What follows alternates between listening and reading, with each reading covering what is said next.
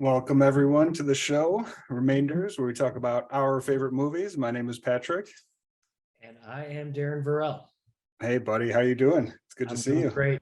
Great to see you. Thank you for joining me on such a wonderful day to go further down the Nicolas Cage rabbit hole. Oh yes. This is the second half of our Nicolas Cage double feature, which I was so excited to do with you. This has been awesome. I'm very excited to hear about you thought about this movie because you had not seen Mandy before. Mandy is the movie we're talking about today from 2018. I had not seen Mandy before, and to be honest with you, I know for sure I would have never even watched it if it hadn't been for your suggestion. And this is maybe a shocker here on Remainders, but this is my favorite recommendation that you've ever given me for a movie. All right. I enjoyed it. We're starting the episode off hot. Love it. Yeah. I mean, I enjoyed it so much. It was such a fun ride. Anybody out there who's seen it, I know you guys feel the same. It has everything you want. I mean, the absurdity of it all in the perfect package. And absurdity, I say that, with kind of like a wink, because it's also, there's a lot of serious, movie making here and a lot of magic in this movie as well. And Nicolas Cage, what a different movie than it was last week talking about Bringing Out the Dead, huh? I mean, again, this just goes into the multiple reasons why I love Cage so much is that over his 40 plus year career, you kind of know what you're going to get, but at the same time, you'd never know where he's going to show up in the type of movies and then the type of performance he's going to give. And this one, it really runs the gamut of the whole spectrum of Nicolas Cage emotions. Like this is emotional and psychotic at the same time. So yeah, I think that's a good way of saying it. It does run the gamut. And it's kind of great because he fits. So I would love to know who his agent is and was like, hey, I want to pitch this movie to you. And, here's what you're going to be. Because it kind of like, it's like Nicolas Cage is perfect for this in such a weird way. Like no one else could have really, really fit into this character. Mandy is it's very understated at the beginning. It's very much like, oh, who's Nicolas Cage? Like what's going on with him as a character? He's very to himself. He doesn't want to have the beer, he just is listening mostly in the beginning of the film. Maybe you can give a little bit of a rundown about the plot of the film for everybody watching, and then we can kind of get into it more. But I wanted to say that, getting into this film, I was brought on a wild ride that I didn't expect.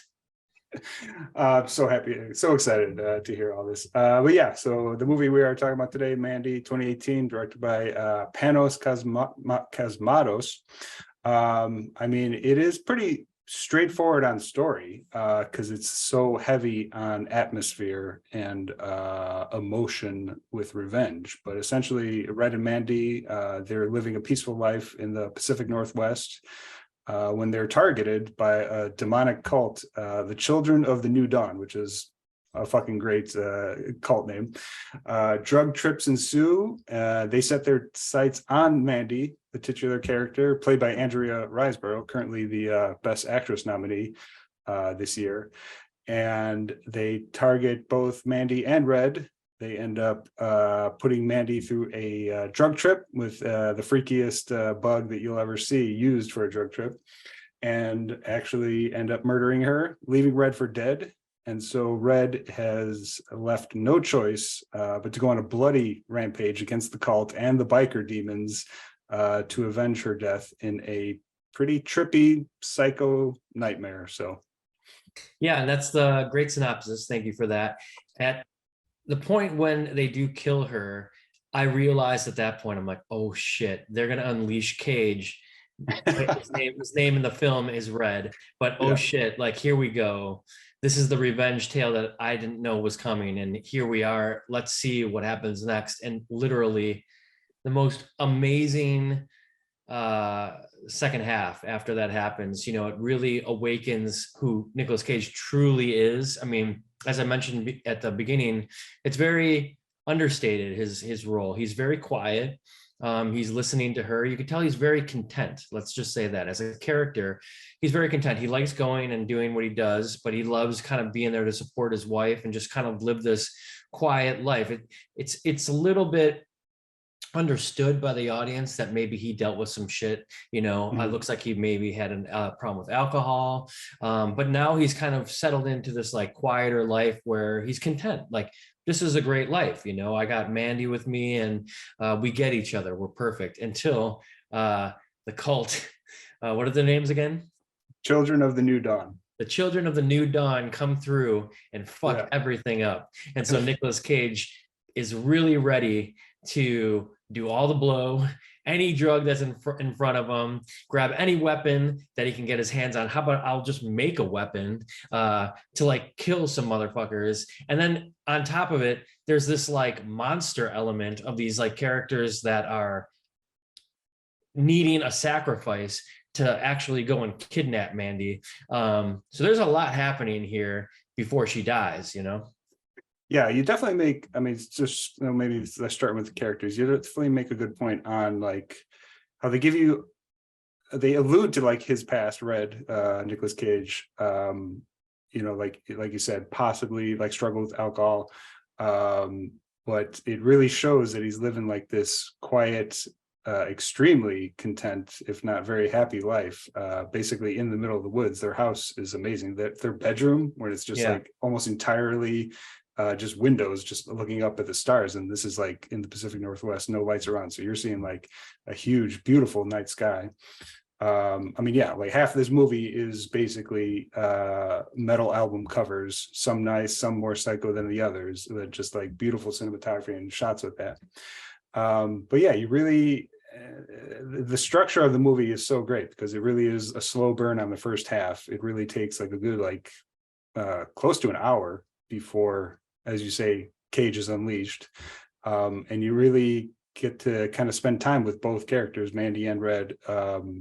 More so Mandy on the first half, getting to know her as she's targeted by the cult leader, played by Linus Roche, who I found out was actually a real cult leader in life. He led he was associated with a meditation light cult, and so he was kind of a leader in that. So there's no way he wasn't tapped for this role, partly because of that, I would assume. Wow. And I just love the vulnerability and pure kind of happiness that you kind of see from Cage, because you don't get like too much of that like in a lot of his characters. It's a very quiet, contempt, slightly harmed but very vulnerable portrayal of it, and then it just completely flips 180 halfway through the movie when the revenge story really gears up. One thing to say about that, and then I want you to move on, if you don't mind, to telling us a little bit about like who these like monster people are that come in and actually kidnap Mandy, because that's kind of out of left field, but they're working with the cult. They're not part of the cult. They're just like, they have an understanding. But before that happens, what you're speaking about in this sort of vulnerability and everything is that you get to be a fly on the wall of Mandy and Red's relationship, really, because you're seeing these like kind of tender moments, and you could tell they're like fucked up. They both have their shit in their past, even when she's talking about the birds, and that they caught him in this bag, and her father did, and her father would want the kids to then smash them, and I think it's the starlings, right, is what they were called. And so that's like, you can get a glimpse into Mandy, like she's also content being like a lot quieter life. Like she had some fucked up shit going on in her life. So these two people have met in this like moment that the audience gets to see. We get to see them in this quiet life. And so again, that's what's so great. There's movies like, you remember that movie Open Water in like 2004?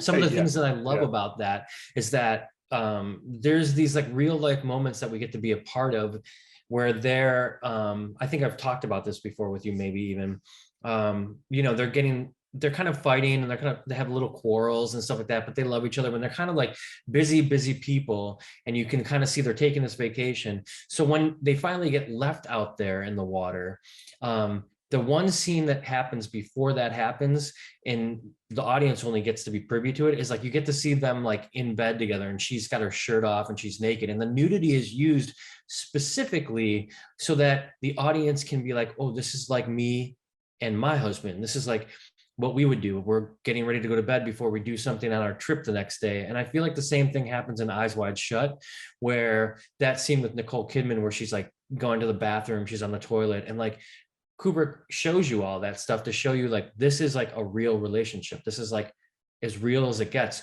So when all of the fucked up shit happens later, it's even more potent because you feel so much more connected to them through their actions. Does that make sense? Yeah, I mean, that's a great point. I hadn't really thought about, but I mean that scene you're talking about when she's given like her speech about her childhood, Red's holding her like in bed, and they're like in a very realistic position of like how you would be laying in bed with somebody holding each other, because a lot of times, I don't know, I feel like you don't see that, certainly not in like an extended scene like that. Like you don't normally see too much of like I mean, that's a good like 5-minute speech she's got while they're sitting in bed. So it's like basically a continuous shot. And so, yeah, I mean, it definitely leads into, or even that. just being stupid, right? Like they're just eating and shoveling like food in, you know, from like dinner, where they're not even really talking to each other, but they're just kind of, again, content being there, you know, like this person gets me, I can be quiet, I can shut the fuck up and watch TV with her, you know. That's kind of what I mean, I guess. Yeah, you've found somebody when you can sit with them and quietly shut the fuck up. Yeah. Love it. So then afterwards, you know, they're in bed, quiet, it's peaceful, but these kind of demonic people come, and this is where it all starts, right? What's the so these are the, I don't know if I never caught if there's an official name. I feel like Bill Duke, when Red goes for the weapons from the great Bill Duke from Predator, he kind of gives a little bit of their backstory, but they're basically the biker monsters. I mean, that's just basically what I've been calling them. If they have a name, I kind of missed it. So they were the ones who basically so the cult basically outsources the kill to the biker monsters by giving them a sacrifice. And so they set their sights on the Red and Mandy. And it's done through this concentrated LSD. So this is the beginning of the use of the LSD, which looks like the trippiest stuff once Red has a taste of it later. One of the biker monsters just ends up chugging this, and you understand that these, I mean, I feel like there were like once people that went down this road of like consuming this concentrated LSD for so long, and now like they're like almost humanoid metal creatures combined. I don't know. Like maybe the drug turned them that way. Yeah, I mean, you could tell, like I said, when you see, so eventually Red takes a taste later, and it just infuses into this like Raiders of the Lost Ark like face melt, and it just shows like how little he tasted, and that kind of like connects him to this drug trip with all the other creatures. Right. And I mean, he's just chugging it at the beginning. So yeah, I thought that was like such a cool kind of like structure. I mean, you got the main cult, but then they basically, like I said, outsourced the killing to this biker monster cult. Yeah, and so the main cult kind of has to say to, you know, which one of us is going to be the sacrifice, right? Like there's a blood sacrifice, and that scene where they're abducting Mandy, but in the window you can see, like from Red's point of view, he's watching, or maybe it's Mandy, she's watching through the window as like the one cult member that they sacrifice is being pulled away to be like dried and you know, killed basically for the sacrifice. It's beautifully done. That's the thing, is like it's frightening as fuck because it's done so beautifully, you know. I feel like that it was the chubby curly haired blonde guy. I feel like they just kept him around in case they needed a sacrifice coming up. Yeah. So good. And so yeah, and she ends up pretty gruesome kill scene where she gets, well, okay, so first I want to talk, so Jeremiah Sand is the head of the cult, and like I said, played by Linus Roach, and he gives such a great scene when after they abduct Mandy, put her on the drug trip with the demon bug, he tries to basically woo her with a record that he like produced and it's singing. It's like the lyrics are Jeremiah Sand was a righteous man. So it's like the record is playing like as he's dancing to the song about himself. And I just thought that scene was so perfect because that scene ends with him giving like this monologue to the camera.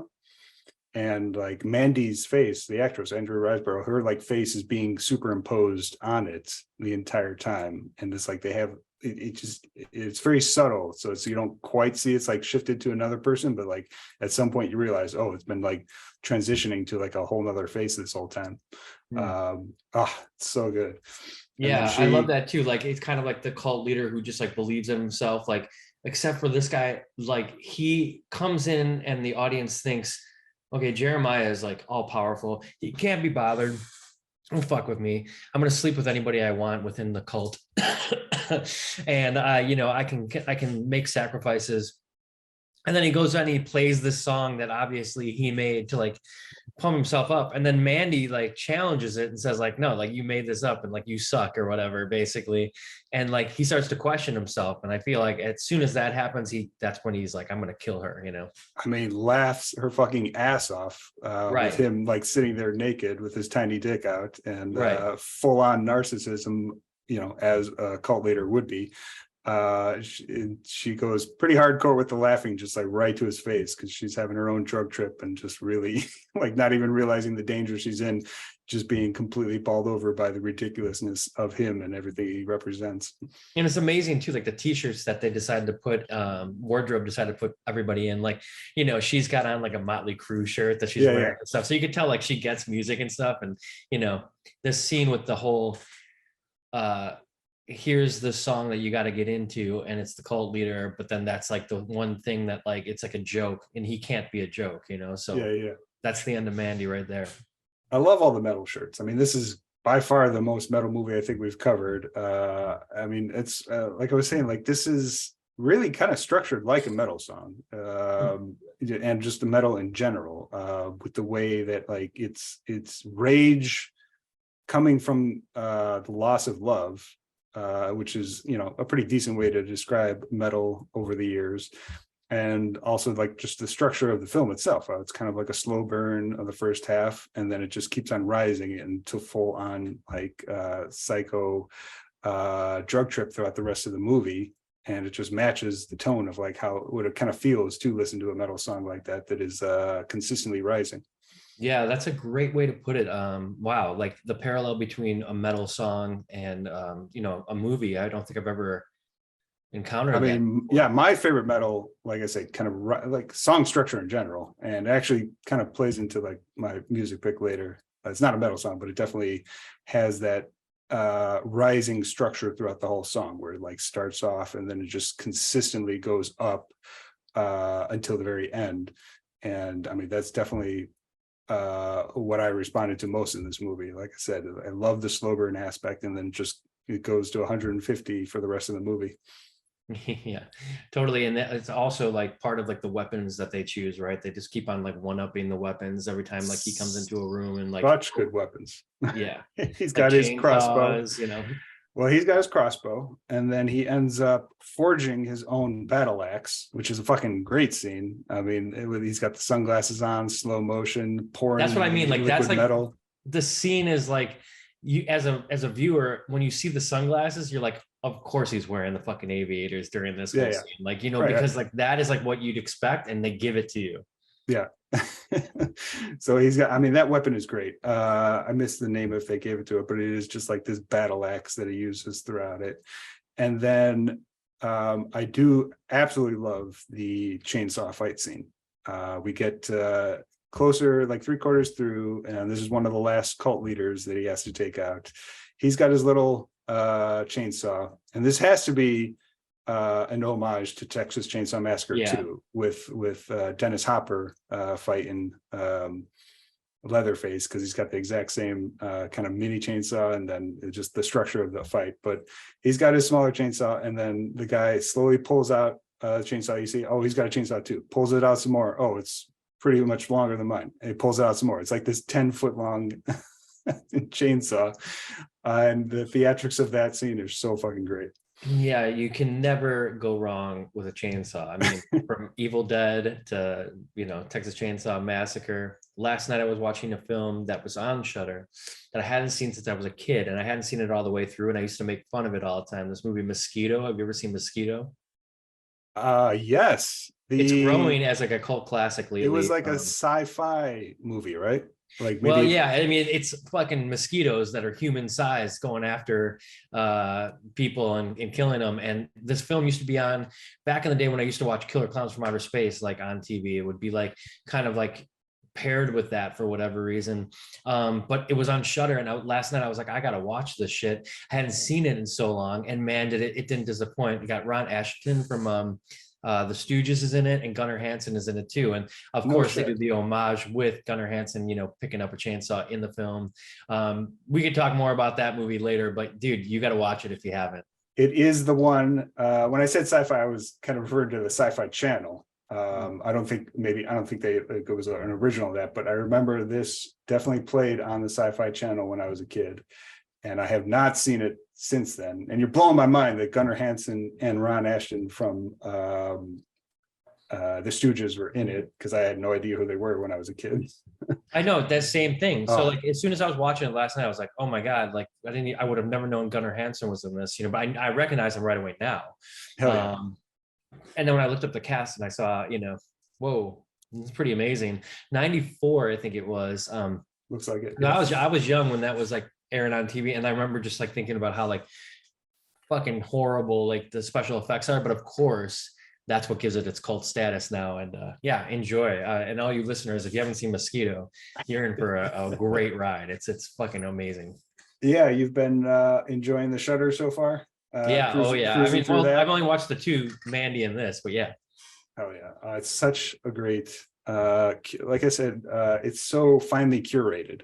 You have everybody who's working with Shudder. It's like every movie on there. It's on there because at least somebody is wanting you to watch and recommending it. It's not just like the bargain bin, like whatever horror movies they can get and they're showing it on Shudder. It's like it is so finely curated, just like the Criterion Channel, which I just noticed your shirt right now, which is fantastic. Yeah. Thanks. Beautiful Criterion shirt. But it's the programming is so good. It's like whatever is on that site, you can be confident that somebody out there is like really recommending it and believes more people should see it. I liked what you said, in that meme that we put up, like when Criterion meets Shudder, that's like this podcast. It's like so perfect. But yeah, Yeah. I noticed that right away. They do put a lot of care into it, and it looks like there's I did watch Skin and Marink the other day. Not to get too far off of Mandy, but I did watch Skin and Marink, which I'd heard a lot about. My drummer has been telling me like you got to see Skin and Marink. He saw it in the theater 3 times, I think. Hell yeah. I'm not going to talk about that film right now, but we could talk about it later. I haven't caught it yet, but yeah, I've been looking. I've heard good things, so that's great. Yeah, we'll talk about it when you Oh, do. okay. We'll talk about when you do see it. Nice. But yeah, it's been amazing. And yeah, so I think I found my new like favorite streaming, dude. Thanks for turning me on to that. And Mandy, again, I probably would never have seen this film. And it's pretty well documented in the Shudder app. Like it's like on the banner page and everything. So anybody who's wanting to catch the movie we're talking about today, Shudder does have it streaming. I don't know if there's anybody else streaming this film, but it's from 2018. It's not that long ago. Yeah, I think it is an exclusive on Shudder. I mean, yeah, I'm curious. Like, so this movie, it was pretty popular. I mean, amongst horror and film buffs. I mean, it premiered at Cannes, I believe. And it had a pretty substantial like reception when it premiered there. And I remember I didn't catch it in the theater, but I know it was screening at like the Music Box for a while. I know they've done a couple midnight showings, which I have not gotten to for this one, which I'm sure is a wild time seeing this movie at a midnight showing with a group of people. Like just the best of the best audience, everybody for sure. loved it. So I feel like it is pretty up there with late stage cage. Late stage cage, I like it. It's in terms of like respect for his like performance and kind of like the upper tier of his movies. Like we kind of mentioned last week, he puts out he's putting out multiple movies every year, most of which are not that great. But when he's hooked up with an amazing director in the right role, stuff like this, and Pig, which I think you said you have seen. Yeah, I've seen Pig. Yeah. Mhm. Yeah, I love his performance in Pig. Obviously not anything like this performance. It's more of like kind of the first half exploration of his more vulnerable side. And this is the book. I've mentioned it. I did finally get through it all. Age of Cage by Keith Phipps, which is a great new book about Nicolas Cage. And really, he highlights Mandy as definitely one of his favorite later entries in that beautiful filmography. Yeah, I mean, Nicolas Cage right now is kind of growing for me. Seeing Mandy, like, it's easy to kind of just look at him from afar and say, oh, I liked him in some serious movies you saw back in the day, right? Or I loved him in Raising Arizona. That was great. I mean, it was so long ago now. It's crazy to think, but he was really, really like had that kind of, like we talked about last week, that sweet spot of like where he was really killing it, but like he still wasn't like every buddy's favorite actor. And like later, he just seems to not care. Although when you watch a movie like Mandy, you can tell he does care. He very much cares. So. Yeah. And he's so off the wall. He's so bizarre that it's hard to really understand, like, if you like him or you don't. Like, it's weird because you're kind of like, is this like a joke? And it's always, no, this is not a joke. This is very much serious. And like, I read something that in 2018, people were making memes about Mandy because like he's so, I mean, he's so unhinged in this that it's so meme worthy. And I think he was like saying that he was frustrated. There was a bunch of articles saying that he came out saying how frustrated he was that people were doing that because it takes away from the sincerity of the film, which I thought was very interesting to hear it from the actor himself. Yeah.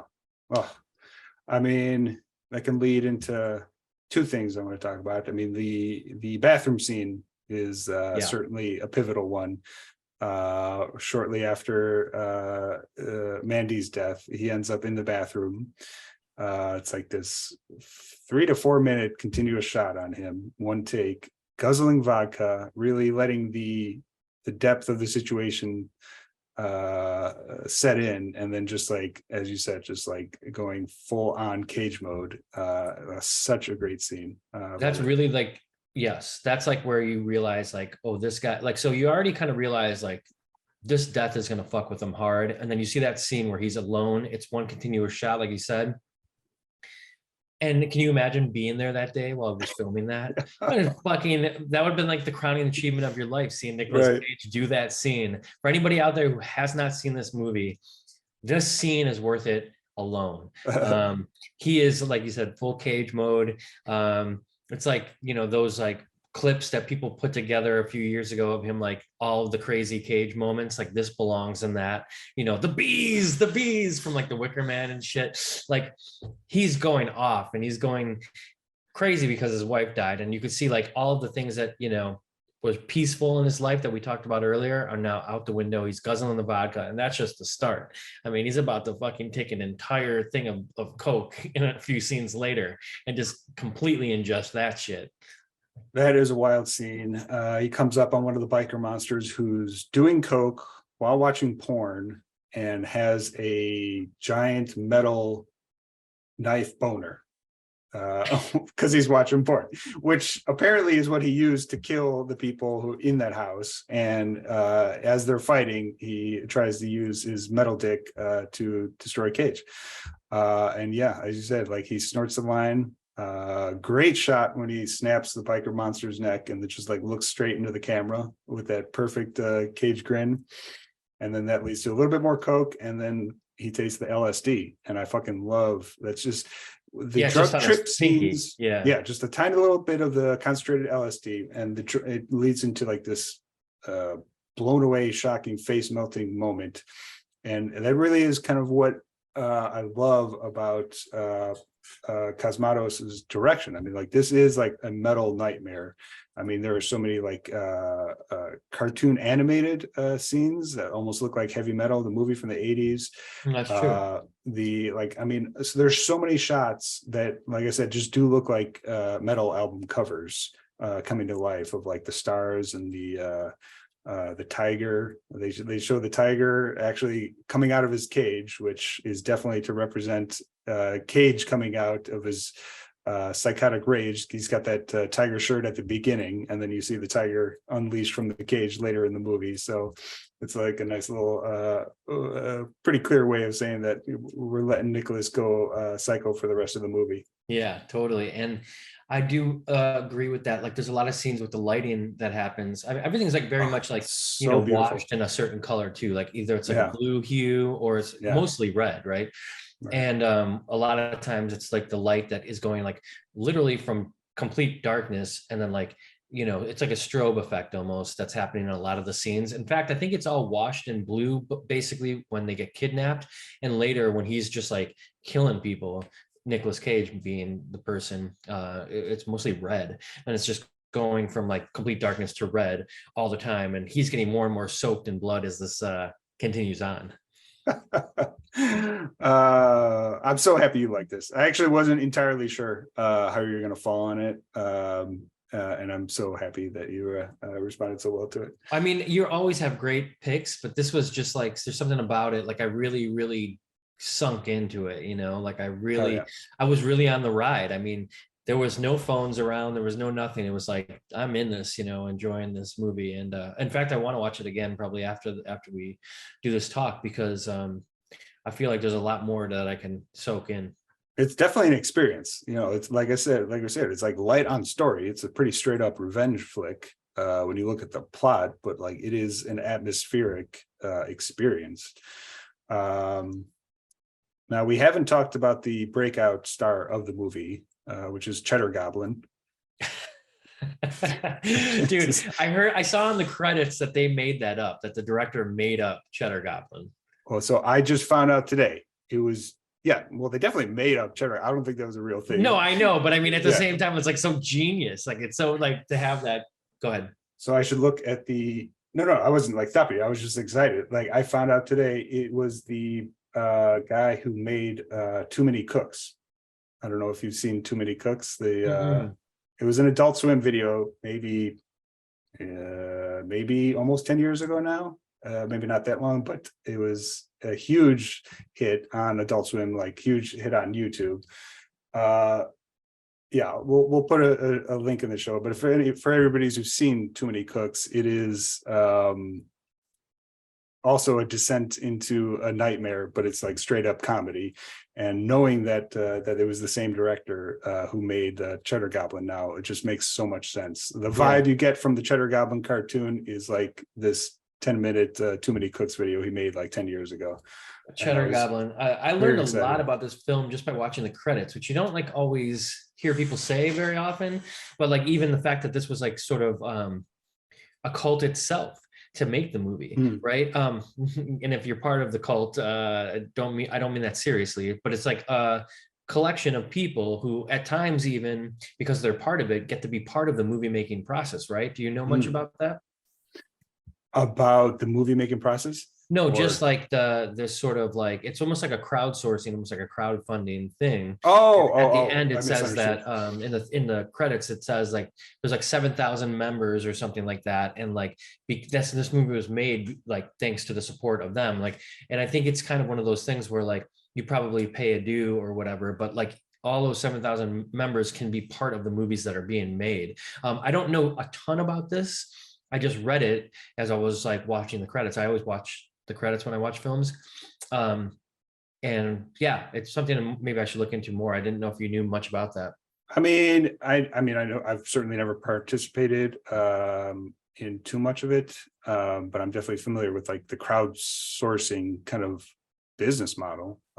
Certainly like kind of like the Kickstarter, which unfortunately gets used for real life situations and not always artistic situations out of desperation. But it definitely is. I know that one of my favorite shows, Mystery Science Theater, like they came back through a purely it was off the air for like 20 years, and they came back a couple years ago, and it was 100% crowdsourced, like, so, and it was entirely funded from the fans. Yeah. And they were always kind of like a show like that, so it definitely makes sense. But yeah, I didn't realize that this kind of this one had kind of those origins, and so that it definitely makes sense.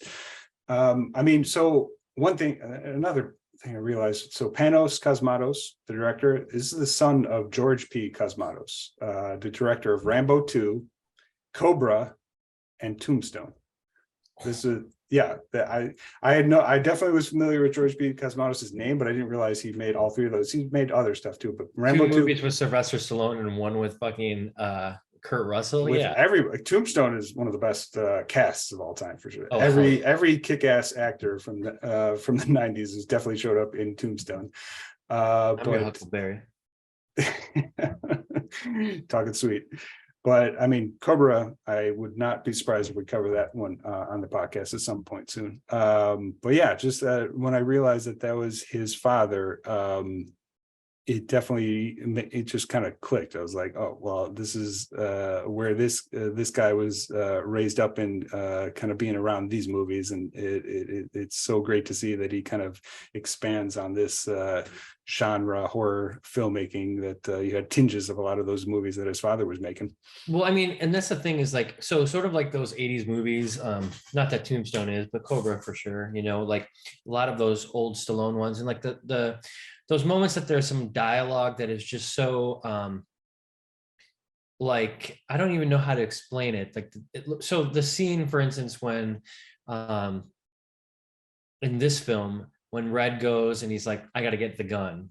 And the dialogue in that scene where he's kind of like, oh, they're Jesus freaks, man. Like there's some great dialogue in it. And he's just like, I don't even know how to say, it's so campy, but it's kind campy, of, yeah, but it's like on purpose. And like, it's such a great style because like it's on purpose, which just adds to the badassness of the movie, also adds to the badassness of Nicolas Cage and sort of like that aura that he gives off, because like, you know, you're like rooting for him to say shit like that, right? Right. I mean, I love that scene. So that's the one where he was with Bill Duke from Predator. And I think Bill Duke is actually kind of the star of that scene. He gives kind of like the backstory of the biker monsters, of how they kind of slowly were descending into madness and destruction with the LSD. And then he just ends it with like a summation. He's like, and you know something else? They fucking loved it. And he had to cut that scene. Right. So he's like, he's telling this destruction story, and he's just like, yeah, and they loved every fucking minute of it. Yep. And you're like, so this is who Red's about to go on a rampage and destroy from now on for the rest of the film. So so yeah, good. Totally. And that's a great little cameo, by the way, like you said, from Predator. He was he the third governor? I think so. Maybe I'm thinking of another. So Arnold was governor, Jesse the Body Ventura was governor, and I know there's a third actor from Predator who was a governor for a short amount of time, and I can't remember if it's Bill Duke or. Wow, I wouldn't even have thought that it was 3 from Predator. My God, I mean, of course, Jesse the Body and. I know there's a third, and I should look that up. I forget who it is, but we'll find out. Come back, but let's say it's not Creed. It's not no, it's not Apollo. Carl Weathers. We'll find out. But Carl Weathers, right? Is his name? Carl, yeah, exactly. Yeah. Which that reminds me, I need to catch up with all 3 of the Creed movies. Oh man, I love the first 2. I know the third one's out or whatever, but I love them. Nice. Yeah, I missed them both. I haven't watched the Rocky movie. I like the Rocky movies for sure. I haven't watched them in many years, but I love Michael B. Jordan. Yeah, me too. And he directed this. He directed the newest one. Yeah. Yeah. Yeah. Excited for that one. It's kind of cool too, because you know he picked up, I'm sure, a ton from Stallone, because Stallone was in those first 2. I don't know if he's in the third one, but yeah. Anyway, really great. I mean, I kind of love that they kind of found the Rocky, like, okay, we can't make like another Rocky movie, but like we can tell this story. You know, that was like genius way to continue that on and make money. But getting back to Mandy, I was just gonna say, yeah. So like the dialogue stuff is just so great. I think that knowing who this director's father is, I think he just kind of understood that inherently. But he's also like making a movie like I've never seen before. No. So this is like a truly original film. Um, and we talked about it kind of like metal covers and stuff like that. They're obviously playing a lot with like the digital, to put like the stars in the skies and the color and stuff like that. The scenes where he's driving the car, Nicolas Cage, and like it's all like red in front of him, and like he's like going through the woods and it's all dark behind him. Those are beautiful. I mean, just they look so good. This film looks great. And I don't know if we're ready to talk about the end of this film or not, but like his descent into madness and like the more and more bloody he gets just makes this film look even cooler against the backdrop that it is. I feel like Nicolas Cage is like, this is like a role that like he's been like working towards his whole career. It's crazy to say that, but like you said, it's like everything you love about Nicolas Cage, like his serious stuff, his very understated performance stuff, and then his like madness like performances, it's all in here. It's there's a couple perfect amount of comedy that you get from him. You get that great little dad joke at the beginning with Eric Estrada. Knock knock, who's there? Eric Estrada. Eric Estrada who? Eric Estrada from Chips, which is he delivers perfectly. And then when in the fight scenes, when he when he's basically just saying you ruined my shirt while he's like fighting the biker monsters, like he's just like completely feeling it, using like this completely pointless act that like they ruined his shirt while nailing his hand to the ground and whatnot, and this is what he's saying to the biker monster while he's like killing him.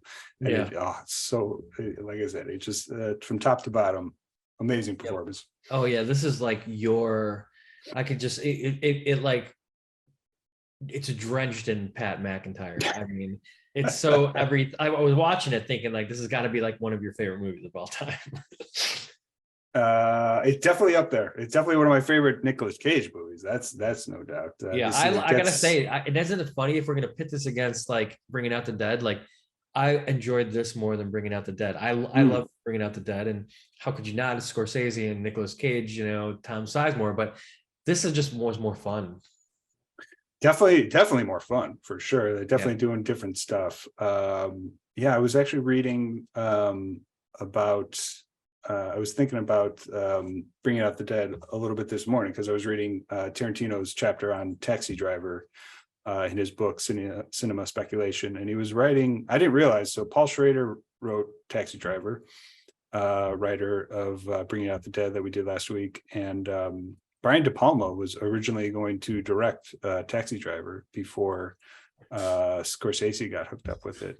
Wow, I mean, I could see that. I could see De Palma making Taxi Driver. And so he definitely goes into a lot of like kind of what that would have possibly been like. But yeah, he's writing about Schrader and just kind of his diary screenplay style, which is like Taxi Driver, like First Reformed with Ethan Hawke, and like Bringing Out the Dead from last week. It has this diary format of the singular character and kind of what they're going through and like how much madness they're actually experiencing and whether or not it's imagined or real. It's just kind of Tarantino was just tying it up so perfectly when he was writing about Schrader.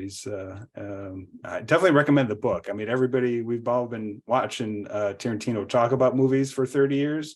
And to finally see him talk about them in essay format, I mean, you hear his voice and his excitement while you're reading it. It's definitely a trip.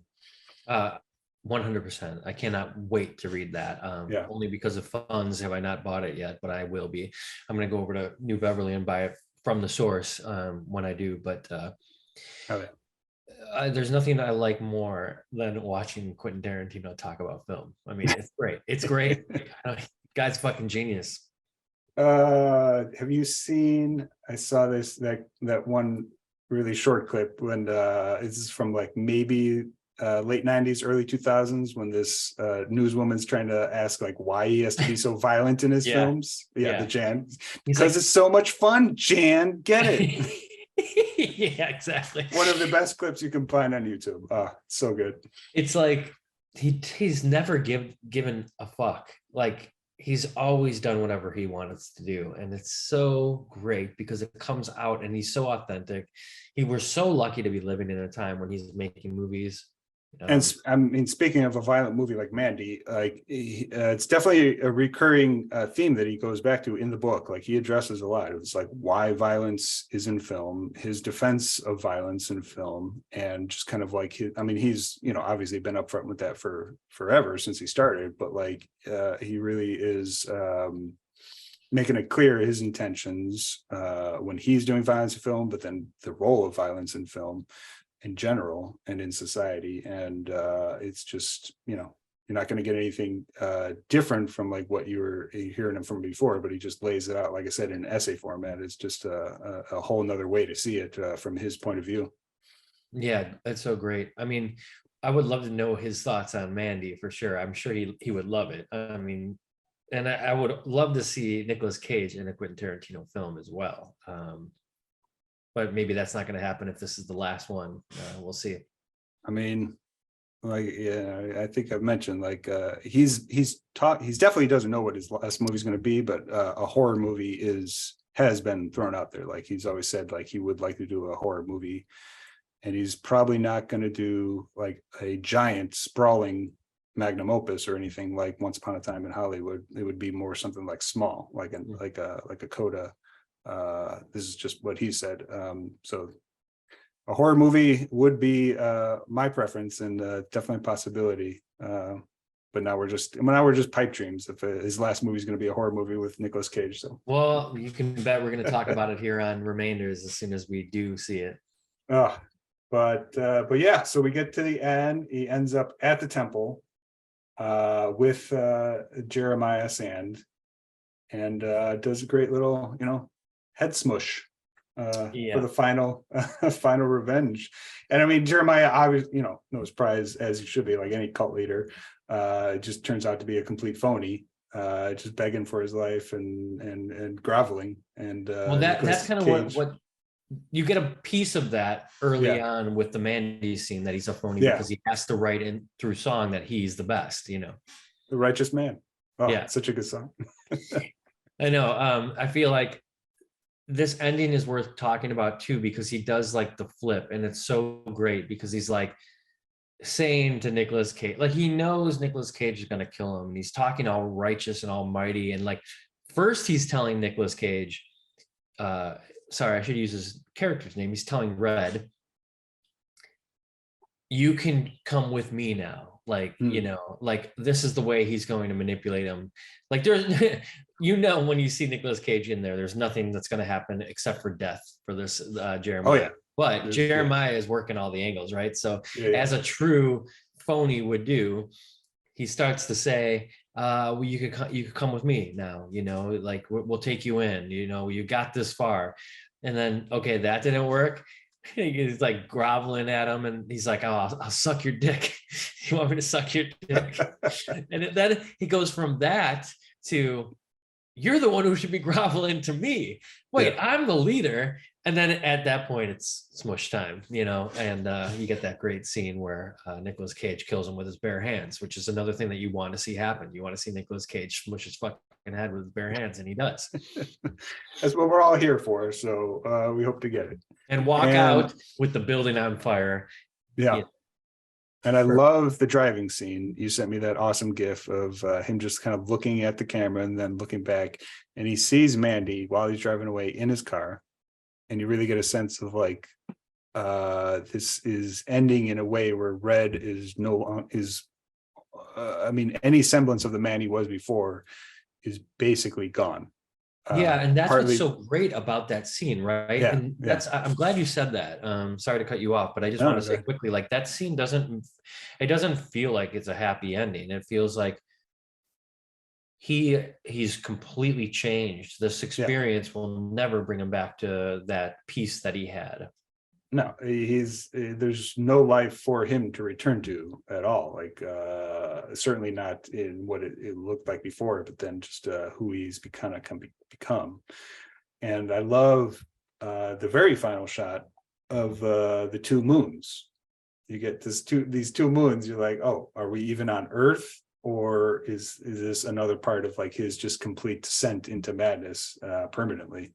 Yeah, I mean, that's such a great way to say it, because like, yeah, you're not sure what that even means. Like, have we been watching anything that's like set on planet Earth or not? You know, like, Yeah, um, and again, that scene where he turns to her, it's like, it's almost like you're wanting him to have that perfect, oh, I avenged you. But so he turns and he's like, his eyes are wide open and he's smiling as hard as he can. And it's such a fucking epic acting job.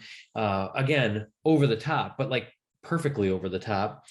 Cause like you leave with this feeling that I think was intended. Like is he okay? You know?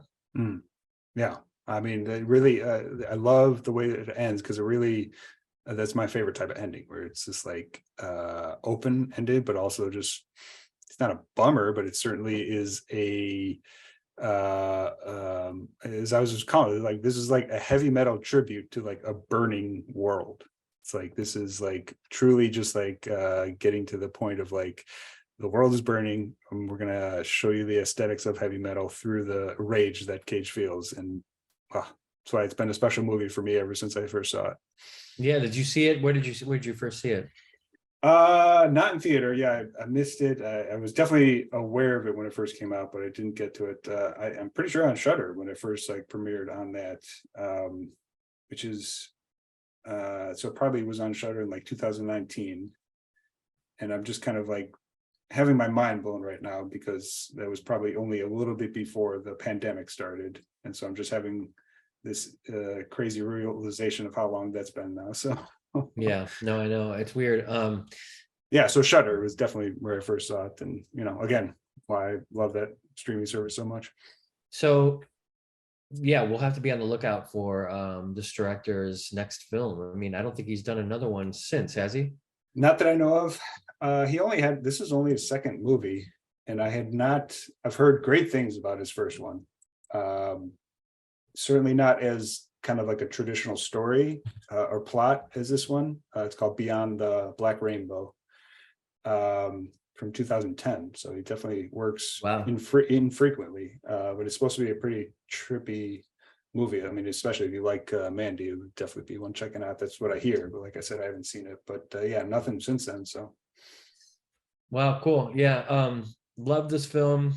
So glad you showcased this one and pitted against Bringing Out the Dead. I thought this was a great, like, if we're gonna do Cage Fest, to have like these two. I mean, we could go on and on and on, right? I mean, there's a million Nicolas Cage films that we could go through, but these two together, I thought were a cool way to show like his range, you know? hell yeah. I mean, yeah, us doing these double features, the beauty is there's no shortage of Nick Cage double features that we can continue to do at any time. So Right. Yeah, we'll have to come back definitely. I mean, I would love, I was talking to my girlfriend about it. She's like, "So are you guys gonna do Con Air?" She's like, "I recently watched Con Air." She's like, "It was pretty awesome." And I was like, "Damn, I haven't seen Con Air in forever." And then you start to think about all the films that he's been in, right? Adaptation is one of my favorites. But again, I was like, I'm a little more serious. We've got some big players in that film. Meryl Streep and hell yeah. not to mention like Michelle Gondry, right? Or is it Spike Jones who directed No, it? it's Charlie Or Kaufman Charlie Kaufman? wrote it, and then Jones directed that one. That's right. Yeah, yeah. Yeah. So like you got all of those things happening in that film, and it's kind of interesting the way that Cage can like ebb and flow with like a guy like Scorsese, and then go like into a Spike Jones film, and a film like this. You just kind of like you're getting Nicolas Cage, which is cool because like back in the day, a lot of the actors like Jimmy Stewart or like Cary Grant, you were getting Cary Grant when you hired him. You were getting Jimmy Stewart when you hired him.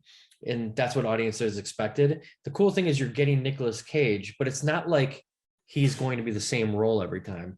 It's Nicolas Cage, but it's like what type of Nicolas Cage am I getting? It's kind Yeah. of a pretty amazing place to be. Yeah. Oh man, a couple of things there. So yeah, like in this book, actually, Keith Phipps was talking about like how in the late 80s and early 90s, that was kind of like his traditional leading man, almost good guy kind of phase, where it's like he had a couple movies. One that I remember seeing when I was a kid, but it was called It Could Happen to You. It was with Oh, him right. Jane, The Lottery. not Jane Fonda, Bridget Fonda, the lottery Right. one. Yeah, with and Rosie Perez is in it. He promises, because he doesn't have a tip, he promises half the lottery ticket to Bridget Fonda, and he ends up winning, and then they split it.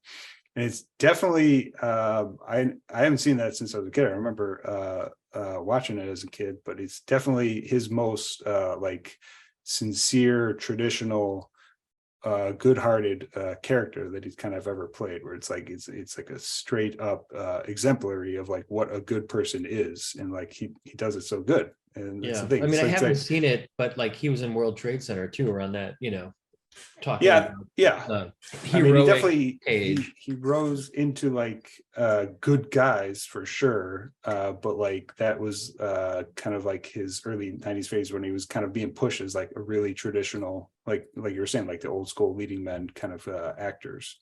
Yeah. Oh, there's so much to do. And I mean, speaking of Con Air, I mean, so like like I said last week, Face Off is top tier Nicolas Cage for me. I fucking love that movie. That movie works on so many different levels. I mean, one is a John Woo film, and then just seeing the two of them play off each other is one of the great cinematic feats, I think, of our time. And so that would be a top tier pick for me if we do another double feature. I don't know. I'm pretty sure he probably doesn't have it anymore.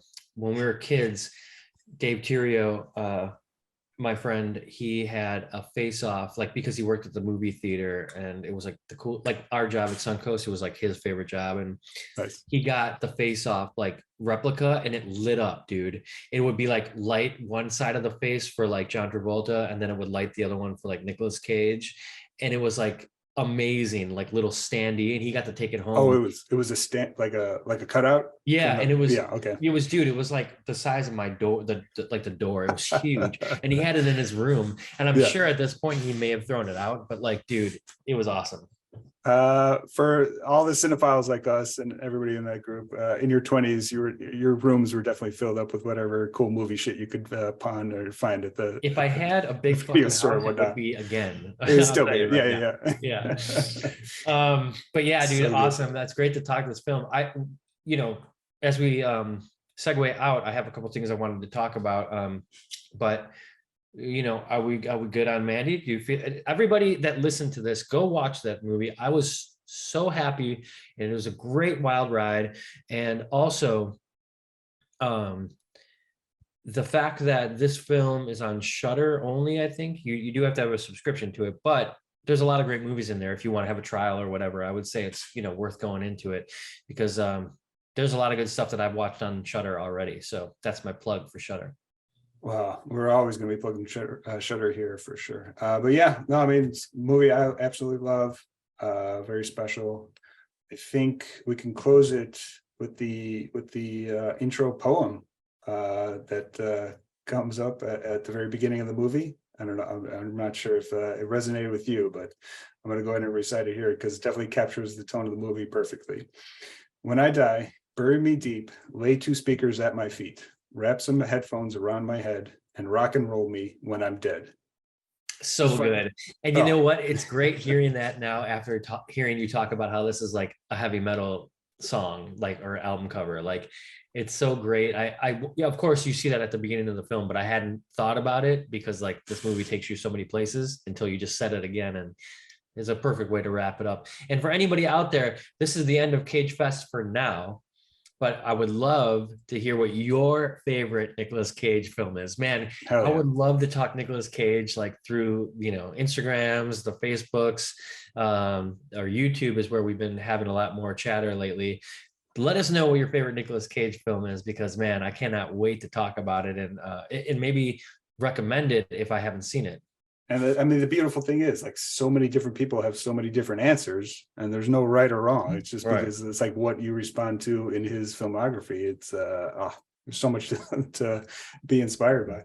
There's so many of his films. It's like you may have seen one that you're even forgetting right now. I'm sure there's so many Nicolas Cage films I've seen in the past that like I'm like, oh shit, that's right, he was in that. Right. Love it. And he's also like always pretty much the lead man. I mean, what a career this guy, right?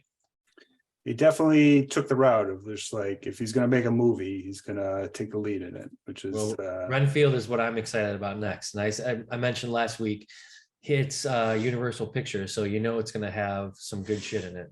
yeah, so I saw the preview for it. So I guess, yeah, we can wrap up, Mandy. Everybody watch it. Awesome talk. I went to Alamo Drafthouse to check that out. It opened up here in Chicago, which is great fucking theater. I've been there twice now. And I saw the preview for Renfield, and yeah, it looks pretty wild. I like that so the actor playing Renfield, Nicholas Hoult, he played Nux in Mad Max Fury Road. He was in played Tolkien actually in a movie, but he's been a kid actor. He was the kid in About a Boy, the movie from like the early 2000s with Hugh Grant. And I remember liking that movie when it came out. So he's been around for a while. I've always liked Nicholas Hoult. But it is actually a re-team between him and Nicolas Cage. Nicolas Cage playing Dracula. They were in the movie The Weatherman, which was directed by Gore Verbinski, who did like the Pirates of the Caribbean movie and the Lone Ranger. It's a great kind of underrated drama. The Weatherman. He plays a Chicago weatherman who's just dealing with mediocrity. His father is a famous writer. His kids, like I said, Nicholas Hoult plays his child, and he's just kind of having trouble with their divorce. So it's a character study. But like seeing them to kind of like re-team for this movie, I'm actually really excited for that aspect of it. Cool. Yeah. There's a time like when you heard like Gore Verbinski's name and you were like, oh, this is going to be a good movie. Like he was doing those Pirates films like right at like the peak of all of them, I think like maybe he did the second and the third or something like that. But I did the first three, yeah. And maybe he did The Ring too. Does that sound right? He did The Ring. Yeah, he did The Ring. The first three Pirates, The Lone Ranger, which I love. The Weatherman, which is like one of his few dramas. The one that I think more people should see is Rango, actually. It's the animated one with Johnny Depp. Yeah. That is a straight up Western. Like that entire movie is like an homage to old school Westerns. Johnny Depp is basically playing his character from Fear and Loathing in Las Vegas. It's a fucking great movie, actually. But yeah, Verbinski is just like, he's so eclectic in his career. It's like he's great. Yeah. Okay, so switching quickly to something that I wanted to just like tell you, because it's a cool story. Hell yeah. And I actually forgot to tell you last week. And anybody listening to this, I think you'll get a kick out of it because Pat and I love music, and my favorite band is the Ramones. It always has been. And so I'm at Hollywood Forever Cemetery, like I always go and do, because I just fucking weird and morbid, and just like everybody else who listens to this, you like to kind of be around cool shit, and Hollywood Forever is like one of the coolest cemeteries. And while I was there, I was taking my drummer. He was in town, and I was like, dude, you haven't been to Hollywood Forever. You need to see a movie here in the summer, but either way, let's just go and let's check it out. It was like a Tuesday or something like that. And we go in, and he's like kind of wowed, because like there's a lot of like shit to see and a lot of like celebrity people, but like Johnny Ramone's like statues there, and then like right next to him is Chris Cornell, and like you're kind of like if you see it for the first time, you're kind of like, whoa, there's a lot to take in, and you can't believe like all these famous people are all in like a row here. And as we're going and we see everything, and we just had a great time. It's very peaceful in there, and it's like very cool. They're very welcoming for people because they know that you want to come in and see like, in fact, today I saw on their account they did this picture of like Charlie Chaplin speaking at Douglas Fairbanks's like funeral, and it's right on the lawn when you can watch movies there, like right like next to Douglas Fairbanks like crypt. Anyway, really cool vibe in there. Had a great time, and as we're walking out, so this is insane. I can't even believe this happened to me, and you're gonna love it. There's like three guys, older guys, that are walking past us, and I just fucking know it right away. And it's like, you would never know, okay? And I'll tell you why in a second. But as they're walking by, this guy's got a really lowered New York Yankees cap on, gray beard, bigger guy. And I go, hey, CJ. He doesn't turn around. But I know it's him. And his friends, I go, hey, CJ, one more time. And his friends kind of see it. He's like, hey, hold up, dude. Hey, hold up. And he turns around, it's CJ fucking Ramone Oh, going to visit Dee Dee Ramone's grave. So I'm seeing the guy who replaced Dee Dee Ramone in the Ramones go and pay respects to Dee Dee Ramone as the biggest Ramones fan. And I just go, oh, I had to stop you, dude. I'm like, I've seen you perform 3 times. I'm just a big fan. And he's like, oh, thanks very much. You know, is like in his New York accent, so hell yeah. fucking thick. And the Oh, reason I man. say that you wouldn't recognize him because like he's older now. And he, you know, when I saw him in the Ramones, he had hair down to his like basically Right. to his ass. And it was like, you know, swirling around and stuff like that. And now it's just like you kind of would think it was you know, someone's dad or something like that. It was, he's very different looking. But anyway, I noticed him right away, and Tom had no clue. And then like seconds later, as we're like walking by, because he goes, oh, and his friends are like, hey, tell him about the show. He's like, oh yeah, we're gonna be playing a show down the street with Clem Burke from Blondie and Dez from Black Flag, and you know, he's like telling me all these like badasses that he's playing and performing with, and I'm just Oh, like, yeah. you know, it's fucking great. And then Tom's like, dude, what the fuck, who was that? And he's like, I just realized. He's like, that's CJ Ramone. I'm like, yeah, dude, we were just talking to CJ Ramone. So anyway, Oh, I had to share that story. I thought anybody listening would enjoy it, and I definitely know that you would enjoy that story. that is so fucking special. I'm so excited that happened to you guys when you were there. I know that's going to stick with you for a long time. Like, you know, Yeah, those I know how special the Ramones are to you, and me, and the experiences like that. You know, it's like I mean, just having it at that time. It's not like you just ran into them at like some deli or something. It's like you were right. visiting and paying tribute to this band you love, and then you were able to share that with somebody who was actually part of the pivotal band. Oh, that's so awesome. Crazy, dude. Yeah, yeah. Thanks for saying that. So anyway, that's my my story there. And then I don't know, a lot of good stuff's been going on lately. You know, I've been doing a lot, but working more so, you know, on new paintings and stuff like that.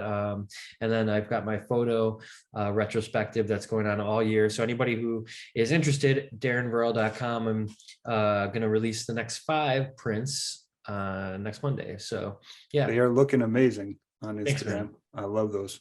It's like so many good like throwbacks, especially like to Chicago photos. So Yeah. love it. Yeah, 20 years of it, man. It's pretty crazy going through it. Like I said, it took me a long time to curate it, kind of to pick the best photos, you know, that make sure they have meaning and stuff like that. And I put a lot into like telling the story about it so that it's all documented and everything like that. So Yeah, you definitely that comes across like with each one of those photos. It's like it's always been very clear that like that you're not just like bullshit. Like these are like meaningful images and experiences too. totally. Yeah. Thanks, man. So anyway, that's going on right now. And I'm, you know, I'm just enjoying being alive. Thank God I'm healthy, and, you know, that's about it. So we're ready to get into our picks. Oh yeah, I'm excited. You want to go first? Yeah. You know what? I decided to go with something that I've talked about before, and I want to add it into our playlist. And so it's somebody that I've worked for. Hmm. Have you heard of Chad Tepper before? It's kind of ringing a bell. I don't think Okay. so. You might not have heard any of his music. So Chad is the sweetest guy. And I got a chance to work with him and take the photo for a single that he put out right at the end of last year for a song called 777. And that's the song that I wanted to talk. So I just got to tell you about this song. It's amazing. It's like, basically I went from 666 to 777. Great idea. Like I was like evil, and now I'm like happy with you. That's kind of like the idea of the song.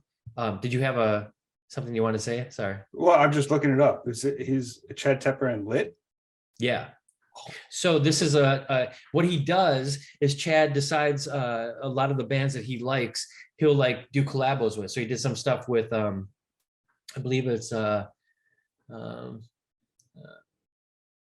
Simple Plan. He did a song with. He did it with Modest Yahoo, and now he has a song with Lit, and it's so this song kicks fucking ass. First of all, I was lucky enough to go and meet Chad, and he was the sweetest guy.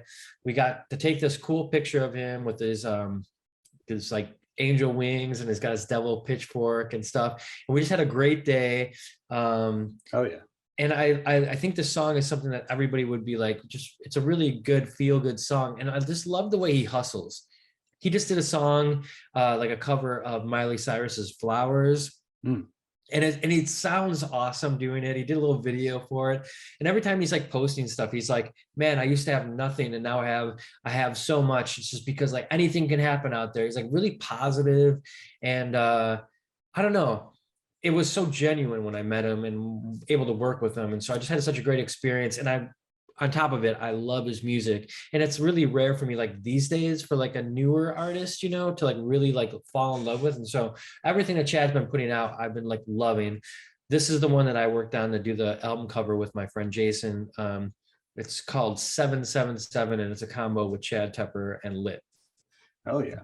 Yeah, I'm looking at it right now. It looks great. I mean, so I was definitely a big fan of Lit when they're like their first and second album came out back in the day. So that's why it was throwing me off. Definitely love those albums. So yeah, I'm excited to check out Chad Tepper with them and check out the rest of his music.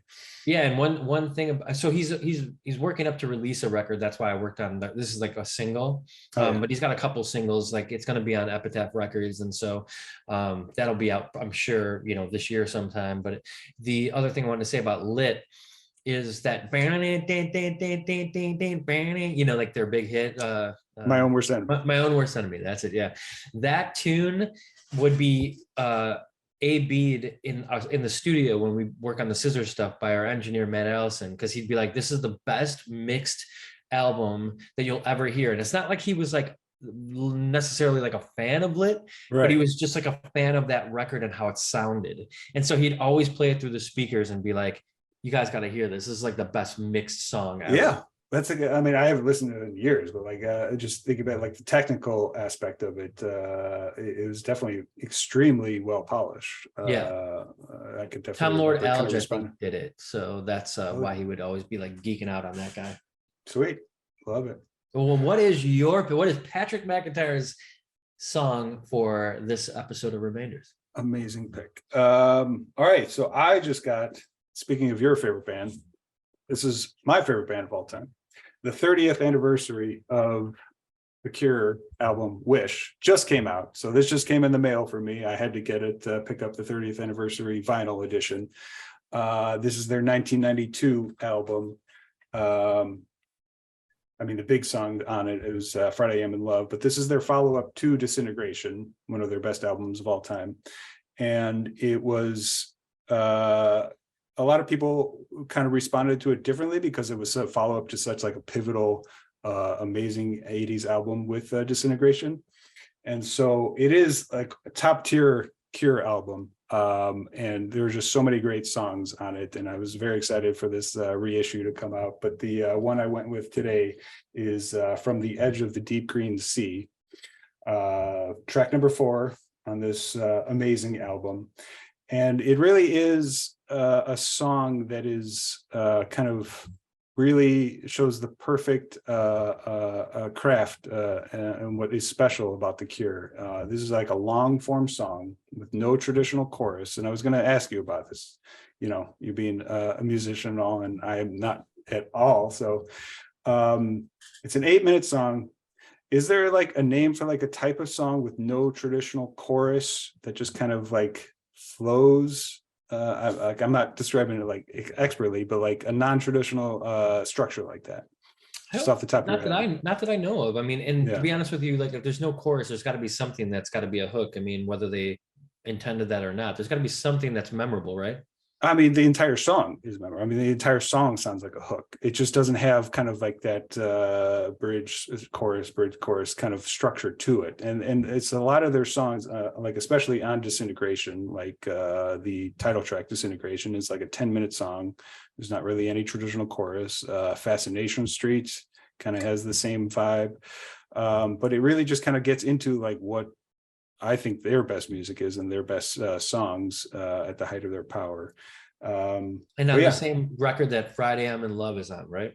Well, see, and then that was that's what's great about the Cure is he made Disintegration, which is like a goth masterpiece, and this is the follow-up to Disintegration. And he's been on record saying it's like I'm just at the time he's like Disintegration had come out, people were kind of like pigeonholing me into like this kind of goth style, And so it was my intention to write the absolute poppiest, most sunshine song of all time. And that's what I love about The Cure, is that it's the duality between the dark and the light of their music. And that's what makes them so great for me. Friday I'm in Love is not necessarily one of my favorite Cure songs, but it's definitely one of my favorite pop songs of all time, if that makes sense. But yeah, so this album is kind of the light and dark. There's like poppy stuff like Friday I'm in Love, but then there's the more kind of disintegration style songs, and that's why this album is pretty unique in their discography. Definitely always one I loved at the time. Do you know how it was received? Well, but like again, not as, I mean, Disintegration is like an absolute masterpiece. It's like, yeah, because it's like I like talking like that, because a lot of times we talk about the life of an album or a band, exactly. All these years later, like it might not have been well received then, but like people warm up to it, like Mosquito, all these years later. I talk about Goodnight, Wish, and Mosquito. It's definitely much more revered now than it was at the time.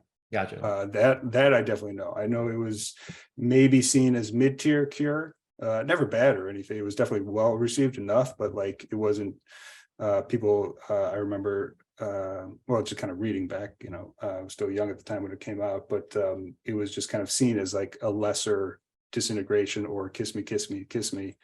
And I know it's only kind of like grown in esteem since then. So amazing album. But yeah, From the Edge of the Deep Green Seas, a great song, 8-minute track. And like I said, it has this, it just starts and it goes for like the whole 8 minutes, just like Disintegration, the song. And it really represents like their songwriting, Smith at this point, because he's kind of like really the only consistent member of the band for the entire time.